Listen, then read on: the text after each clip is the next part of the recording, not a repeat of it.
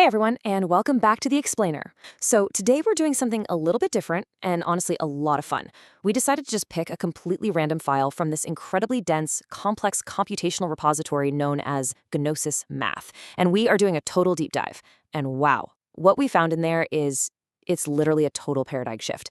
We're going to zoom all the way out from the absolute smallest, microscopic speck of existence right up to the macroscopic cosmic boundaries of the entire universe. But we're doing it entirely through the lens of pure, rigorous computer code. So get ready, focus in, and let's unravel the architecture of reality together. Now here's the big question for you. Can we actually compute the entire universe using only whole numbers? I mean, think about physics for a second, right? It's usually just a huge mess of chaotic, infinite decimals, continuous functions, and floating point math. But the source material we pulled for today asks this totally mind-bending question. What if reality doesn't actually need a single decimal point? What if the whole universe can be modeled, proven, and computed as just a giant, discrete state machine? I know, it sounds bizarre. But as you'll see, this one constraint unlocks something absolutely incredible. Okay. Let's dive into Section 1, Formalizing the Universe. To really wrap our heads around how this works, we first need to look at the environment where all these ideas actually live. We are looking at a repository of formal logic. This is a place where math isn't just calculated, it's rigorously proven. What you're seeing here is a snippet of actual source code from a Lean 4 document we pulled for our deep dive, literally titled dimensionalladder.lean. Now, Lean 4 is a formal theorem prover. It doesn't just guess, it meticulously checks every single logical step. So our source material today isn't some textbook on theoretical physics, it's an actual codebase.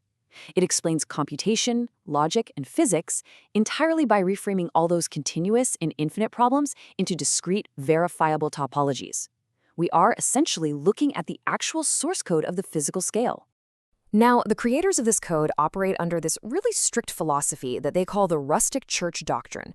And the core tenet of this doctrine? Zero decimals. They rely entirely on pure structural truth. So they strictly avoid continuous math, no real numbers, no limits, no floating point arithmetic whatsoever. Everything is proven using definitional unfolding and structural induction on whole numbers. You might be wondering, why go through all that trouble? Well, according to the source, by stripping out the black box combinatorial search that continuous math usually requires and mapping out explicit discrete boundaries instead, this code runs over 800 times faster than generalized heuristic provers.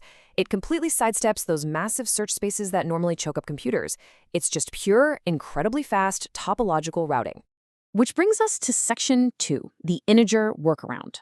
This strict doctrine introduces a really fascinating engineering problem. Think about it. If you can't use decimals and you can't use standard scientific notation with floating points, how on earth do you write out the unimaginably small scale of a proton and then the unimaginably massive scale of the observable universe in the exact same codebase using only whole numbers?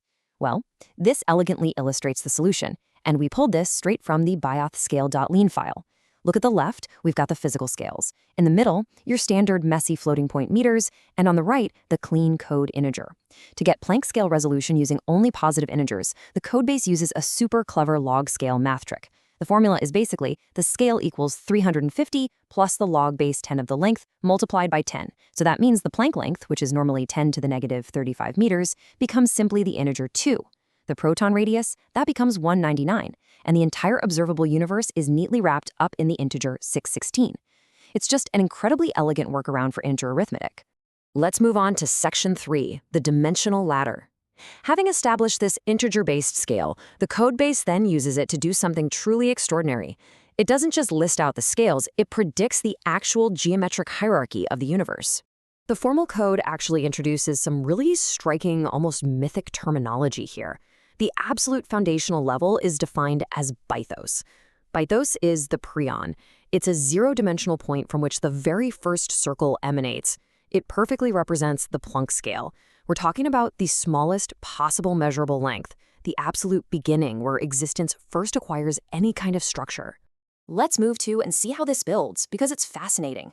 The codebase explicitly maps out a dimensional ladder, literally predicting a scale hierarchy. So we start at 0D with bythos, the Planck scale.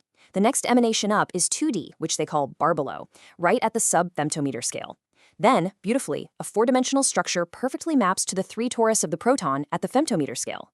Moving up to 6D gives us the primitive, mapping to the strong force range, and by 11D, we hit the konoma, mapping to the atomic scale. The formal logic perfectly assigns geometric dimensions to known physical scales. And the crazy part? The code structurally proves these assignments. Next up is Section 4, from point to pleroma. So we see the structure, but what is the actual mechanism here? How exactly do these dimensions unfold from absolute nothingness into absolute complexity?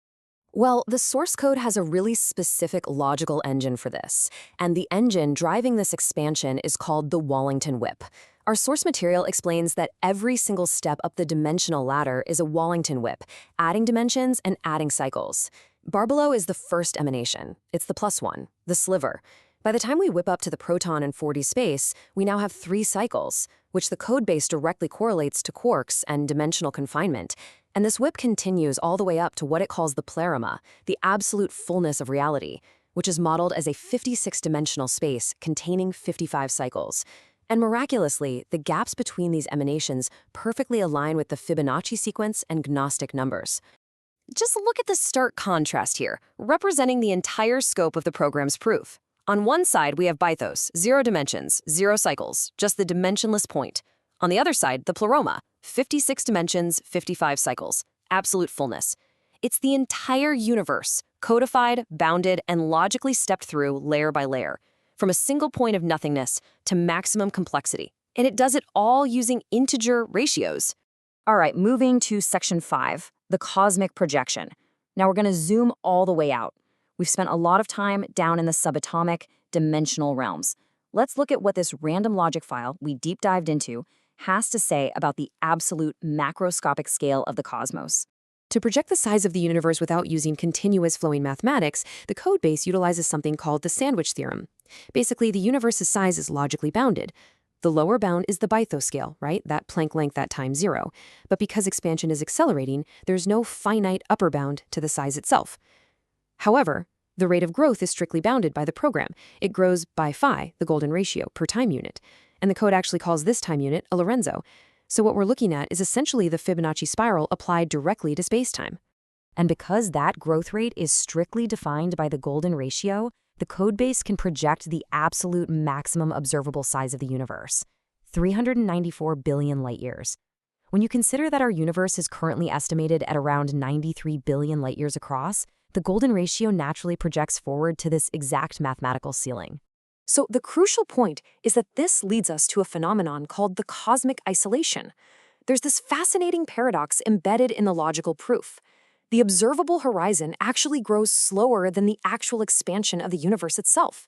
So eventually, everything outside our local group is going to recede beyond that horizon.